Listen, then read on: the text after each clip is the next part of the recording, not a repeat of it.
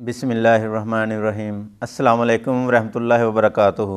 जी नाज़रीन, आपका अपना मेज़बान मोहम्मद इरफान उर्फ़ी एक बार फिर नए मौजू के साथ पैगाम इस्लाह का प्रोग्राम लेकर हाज़िर खिदमत है। ये प्रोग्राम शाहद प्रोडक्शन की तरफ से नशर किया जा रहा है। आज हमारे साथ मौजूद हैं पाकिस्तान के मशहूर व मरूफ दानश्वर और मजहबी स्कॉलर जनाब पीर सैयद ज़ीशान बुखारी शाह साहिब मौजूद हैं।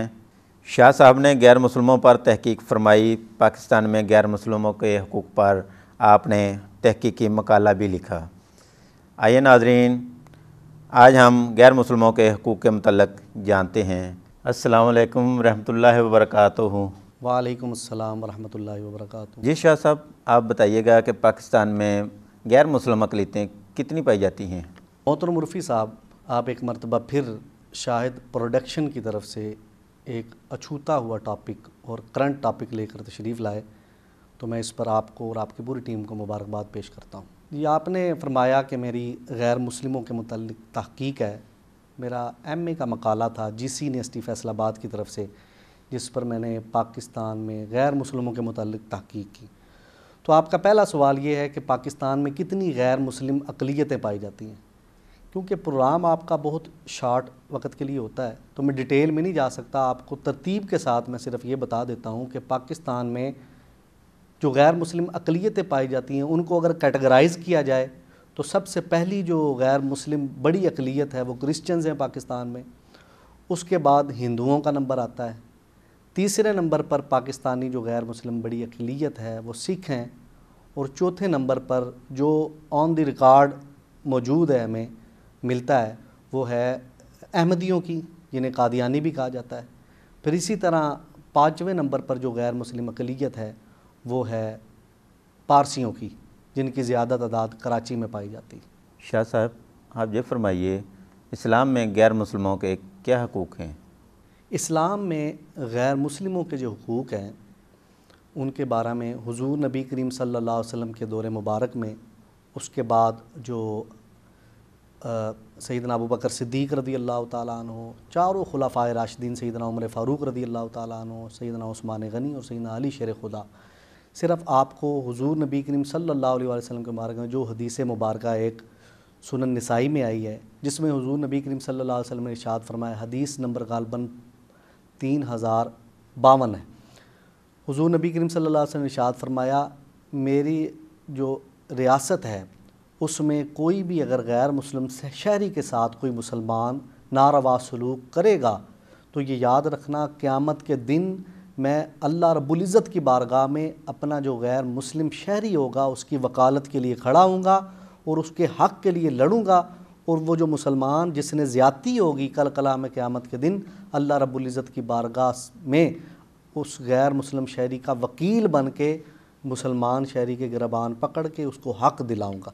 तो आप इस बात का अंदाज़ा लगा लें कि इस्लाम में गैर मुस्लिमों के हुकूक़ के बारे में कितनी शद्दो मद के साथ हुज़ूर नबी करीम सल्लल्लाहु अलैहि वसल्लम ने बयान फरमाया। शाह साहब, आप ये बयान कीजिए, पाकिस्तानी गैर मुसलमों के लिए शरई हुक्म क्या है?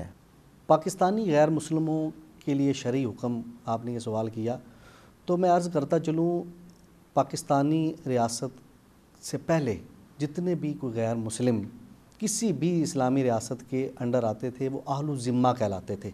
उनके लिए शरई हुक्म मुख्तलिफ है। उस डिटेल में हम नहीं जाते, हम डायरेक्ट पाकिस्तान की तरफ आते हैं। पाकिस्तान जो है वो किसी जंग के ज़रिए मार्ज़ वजूद में नहीं आया, ना ये कोई मफतूहा इलाका है। पाकिस्तान जो है वो एक मुआहदे के ज़रिए मार्ज़ वजूद में आया, जो कायद आज़म मोहम्मद अली जिन्ना की क़यादत में अंग्रेज़ों के साथ जो डिक्लेरेशन हुआ, फिर हिंदुओं के साथ जो डिक्लेरेशन हुआ 1947 में मार्ज़ वजूद में आया। तो जो पाकिस्तान के जो गैर मुस्लिम माइनॉरिटीज़ हैं, इन्होंने शद्दो मद के साथ तहरीक पाकिस्तान में भी हिस्सा लिया और कायद आज़म के शाना बशाना खड़े हुए। उस तफसील में भी नहीं जाते, बड़ी लंबी वो तफसील है। तो इनके लिए शरई हुक्म मुख्तलिफ होगा।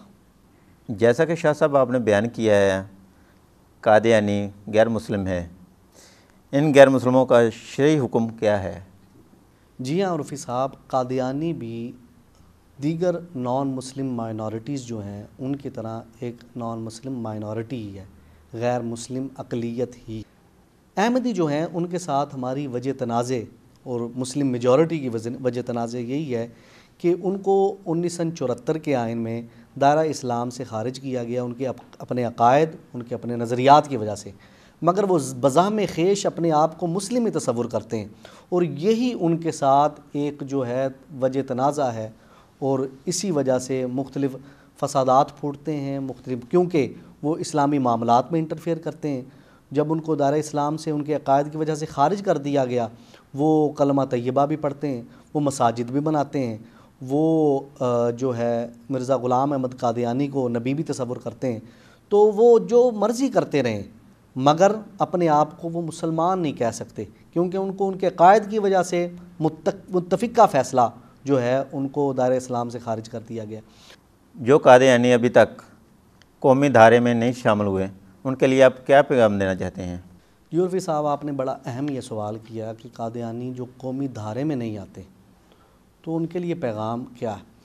ان کے لیے پیغام یہی ہے کہ جب تمام علماء کا متفقہ فیصلہ اور کانسٹیٹیوشن آف پاکستان میں ان کو نان مسلم مائنورٹی ڈکلیئر کر دیا گیا، تو جس طرح دیگر پاکستان کی غیر مسلم اقلیات ہیں، جن میں کرسچنز آتے ہیں، جن میں ہندو آتے ہیں، جن میں پارسی آتے ہیں، جن میں بہائیوں کا نام آتا ہے اور جن میں سکھوں کا نام آتا ہے، ان کے ساتھ جس طرح ہمارے ہاں بڑا اچھا سلوک روا رکھا جاتا ہے، ایک پیسفل ایٹماسفیئر ہے، ان کے ساتھ کوئی ہمارا کانفلکٹ نہیں ہے کسی معاملے میں، اور بڑے اچھے طریقے سے وہ زندگی استوار کر رہے ہیں۔ نہ مسلمان ان کے معاملات میں انٹرفیئر کرتے ہیں، نہ وہ مسلمانوں کے معاملات میں انٹرفیئر کرتے ہیں، تو ان کے ساتھ بڑا اچھا ایک تعلق استوار ہے۔ تو احمدیوں کے ساتھ جو تعلقات خراب ہونے کی سب سے بنیادی وجہ یہ ہے، جب سے ان کو نان مسلم مائنورٹی ڈکلیئر کیا گیا تب سے ہی انہوں نے اپنے آپ کو غیر مسلم تسلیم ہی نہیں کیا۔ یہ غیر مسلم مائنورٹی ڈکلیئر ہونے کے بعد خود بخود اسلامی شعار بھی استعمال کرتے رہے، کلمہ طیبہ بھی پڑھتے رہے، اور خود کو بزعم خیش یہ مسلمان تصور کرتے ہیں۔ اس حقیقت کو تسلیم کریں کہ ان کا اسلام کے ساتھ کوئی تعلق نہیں ہے اور وہ دائرہ اسلام سے باہر ہیں، جس طرح دیگر غیر مسلم اقلیتیں ہیں۔ تو جب وہ اس حقیقت کو تسلیم کر لیں گے، ان کے ساتھ ہمارا کسی معاملے میں کوئی کنفلکٹ نہیں ہوگا، اور نہ وہ اسلامی معاملات میں انٹرفیئر کریں گے۔ تو اسلام تو پہلے ہی کسی بھی غیر مسلم شہری کے معاملے میں، اس کے مذہب میں، اس کے دین میں، اس کے ریلیجن میں کسی قسم کی کوئی انٹرفیئرنس نہ اسلام چاہتا ہے، نہ اسلامی تعلیمات اس چیز پر دلالت کرتی ہیں۔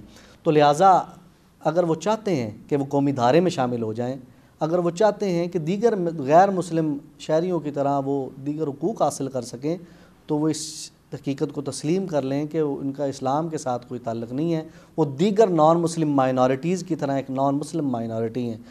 جی ناظرین، اس کے ساتھ ہی ہمارے پروگرام کا وقت ختم ہوتا ہے۔ انشاءاللہ نئے موضوع کے ساتھ دوبارہ حاضر خدمت ہوں گے، تب تک کے لیے محمد عرفان عرفی کو اجازت دیجیے۔ اللہ نگہبان۔